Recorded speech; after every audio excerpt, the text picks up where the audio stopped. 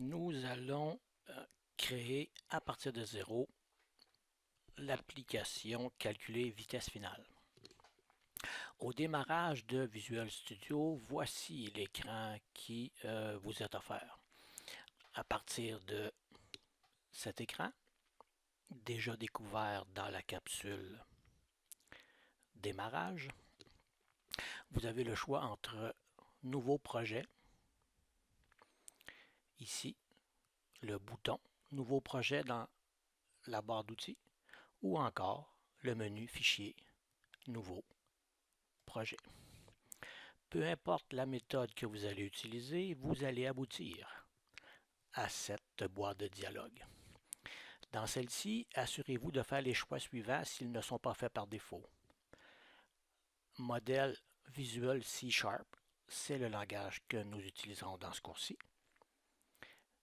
Automatiquement, il y a un sous-choix qui est fait, formulaire application Windows, qui est en gris. Avant de faire OK, deux autres étapes nous attendent. Ici, nous allons baptiser, nommer, si vous voulez, notre projet qui va s'appeler calculer vitesse finale.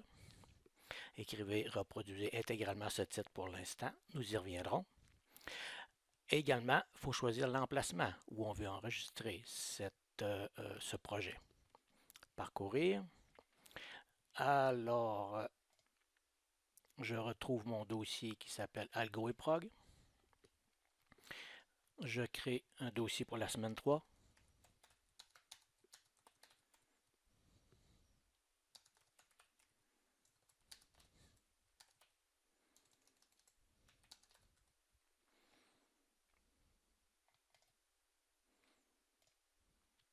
Voilà, le choix est indiqué ici. Le choix de l'emplacement. OK.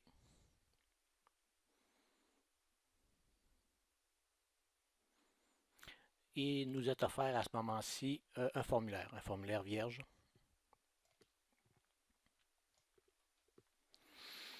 Dans ce formulaire, nous voulons ajouter les contrôles requis pour calculer à partir, je vous rappelle, des trois entrées suivantes, vitesse initiale, accélération et durée de l'accélération. Nous voulons calculer la vitesse finale. Nous avons donc trois entrées qui seront symbolisées par des textbox.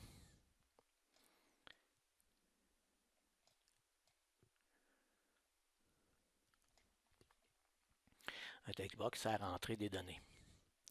La réponse sera affichée dans un contrôle du même type, c'est-à-dire un textbox.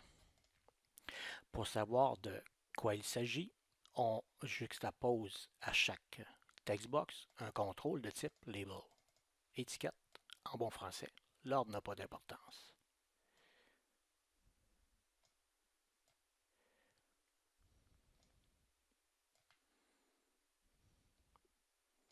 Voilà. Avant d'aller plus loin, je vais grossir un peu la police de ce projet, de ce formulaire, pour des raisons de clarté et de visibilité. Voici. Nous aurons également besoin de deux contrôles de type bouton pour faire agir, pour indiquer le comportement de notre programme.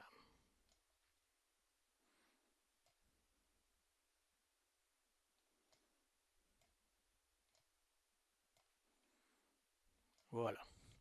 Tout ceci est bien peu clair si nous ne donnons pas des noms et des étiquettes significatifs à nos différents contrôles. Commençons par le formulaire. Le formulaire a des propriétés. Une de celles-ci est la propriété en bas complètement en ordre alphabétique, la propriété texte. Il est écrit forme 1 parce que par défaut, ce formulaire s'appelle formulaire 1. Nous allons plutôt indiquer, sauf quelques exceptions, la propriété texte sert exclusivement à afficher du texte pour l'utilisateur. Donc, jamais sauf exception, le programme ne dira qu'il y a une erreur de syntaxe dans une propriété texte. Il faut juste s'assurer qu'il n'y a pas d'erreur de français.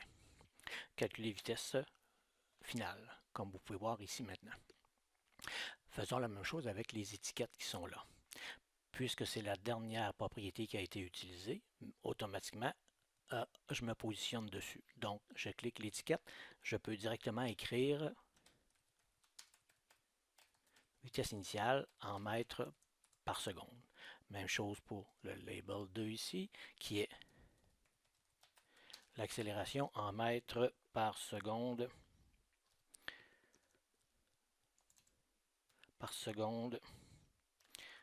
carré. La durée, le temps en secondes. Finalement ici, la vitesse finale en mètres par seconde. Même chose pour nos boutons. Pour les rendre significatifs, donc le bouton du bas, on veut qu'il indique quitter. Le premier bouton, on veut qu'il indique calculer. Ensuite, ce n'est pas tout. Certains contrôles ont besoin d'avoir des noms significatifs. Lesquels? Ceux qui sont utilisés, ceux qui sont manipulés par le programme. Puisque les étiquettes servent essentiellement à l'utilisateur, donc nous n'aurons pas besoin de changer leur nom. Je fais constater que leur nom est ici. Cette étiquette-ci est label 3. Vitesse finale, c'est le label 4. Ça n'a pas d'importance. Ce qui compte, c'est que c'est marqué vitesse finale. Par contre, les contrôles utilisés par le programme, ces 6 contrôles-ci, ont tout intérêt à avoir des noms significatifs. Nous allons donc les baptiser, okay? Les renommer si vous préférez.